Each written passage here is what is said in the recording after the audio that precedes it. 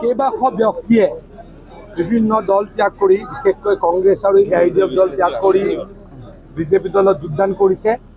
যোৱাকালিও কৰিমগঞ্জত প্ৰায় 2000 ব্যক্তিয়ে 1500 পৰা 2000 মূল কৰ্মী কংগ্ৰেছ দলৰ মূল কৰ্মীয়ে যোগদান কৰিছে। তেখেতলোকৰ সমৰ্থকসকলেও কৰি আছে।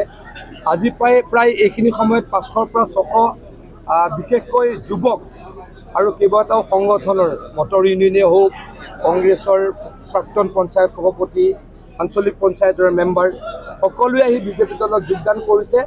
আৰু আপুনি ঠিক কোৱাৰ দৰে মোদীৰ পৰিবাৰ ডাঙৰ হৈছে আৰু ইয়ে প্ৰতীয়মান কৰে যে আমাৰ কৃপানাথ মল্লা ডাঙৰীয়া দ্বিতীয়বাৰৰ কাৰণে কৰিমগঞ্জৰ সাংসদ হ'ব আৰু নৰেন্দ্ৰ মোদী ডাঙৰীয়াৰ হাত শক্তিশালী কৰিব।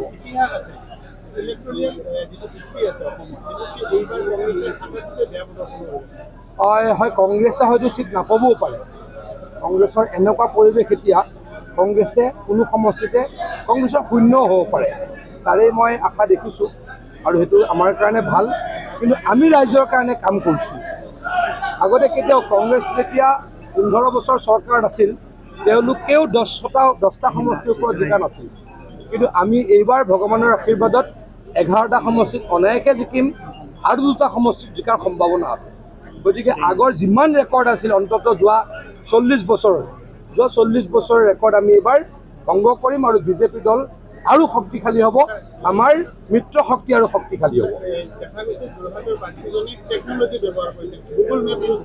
লাভ নাই, এইবিলাক লাভ নাই। ইয়াতে গাঁৱত ৰাইজে অৰুণোদয় পাইছেনে নাই, গাঁৱৰ মহিলা উদ্যমিতা হৈছেনে নাই, লাখপতি বাইদেউ হৈছেনে নাই, গাঁৱৰ মহিলাই গাঁৱৰ পৰিয়ালে বিনামূলীয়া চাউল পাইছেনে নাই, ৰাস্তা পথ ভাল হৈছেনে নাই, আমাৰ ল'ৰা ছোৱালীবিলাকৰ এডমিশ্যন ফ্ৰী হৈছেনে নাই, আমাৰ ছোৱালীবিলাকে 9 ক্লাছত স্কুলত পঢ়িবলৈ যাতে স্কুল আধাতে এৰিব নালাগে তাৰ কাৰণে চাইকেল পাইছেনে নাই, আমাৰ হায়াৰ ছেকেণ্ডেৰীত পাছ কৰা ল'ৰা আৰু ছোৱালীয়ে যাতে চহৰলৈ গৈ পঢ়িব পাৰে তাৰ কাৰণে স্কুটি পাইছেনে নাই, গাঁৱে গাঁৱে স্কুল হৈছেনে নাই, মেডিকেল কলেজ হৈছেনে নাই, তাৰ ওপৰত মানুহে ভোট দিব।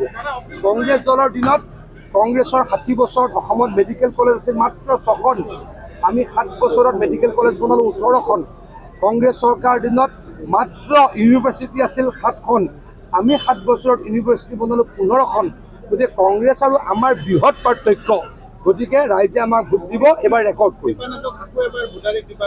ডেফিনেটলি কৃপা কৰিব। আপোনালোকে দেখিছেনে আজি কেনেকৈ যোগদান কৰিছে?